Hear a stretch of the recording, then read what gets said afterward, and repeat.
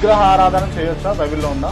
చేయకూడదనే ఉంది. చేయకూడదని అసలు మరి కొన్ని విగ్రహాలలో కొన్ని చర్చిలలో పెట్టారు, అదే అంటున్నారు కదా. అది పెట్టడం తప్పంటారు. తప్పేనా? మరి ఏ చర్చ్ అయినా ఏ చర్చ అది ఇప్పుడు నేను పెట్టుకుంటా నువ్వు ఎవడరా అడగడానికంటే మనం ఏమైనా అనగలమా?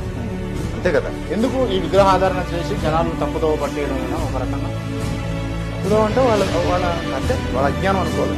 విగ్రహంలో ఏమీ లేదు. ఇప్పుడు యేసుప్రభు బొమ్మ పెట్టుకుంటే నీకేమి రాదు. యేసుప్రభువు చెప్పిన జ్ఞానం లోపల పెట్టుకో, నువ్వు మంచిగా మారుతావు.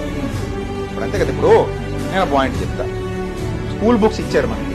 బుక్స్ ని ఎత్తి మీద పెట్టుకుని పూజ చేసుకుంటూ తిరిగితే ఎగ్జామ్స్ లో పాస్ అవుతావా? బుక్స్ లోనే చదివితే ఎగ్జామ్స్ లో పాస్ అవుతావా? కదా. ఆ బుక్ లో ఉన్నది బుర్రకు ఎక్కించుకుంటే పాస్ అవుతావు. బుక్ ని ముందు పెట్టుకుని దానికి హారతలు ఇచ్చి పూజలు చేస్తే దానివల్ల నీకు ఏ ఉపయోగం వచ్చి సావదు, ఏ విగ్రహం అయినా సరే. సో నేను ఏమంటానంటే, ఒక దేవుణ్ణి నమ్మితే ఆ దేవుడు నీకేమి నేర్పించాడు, అతని క్యారెక్టర్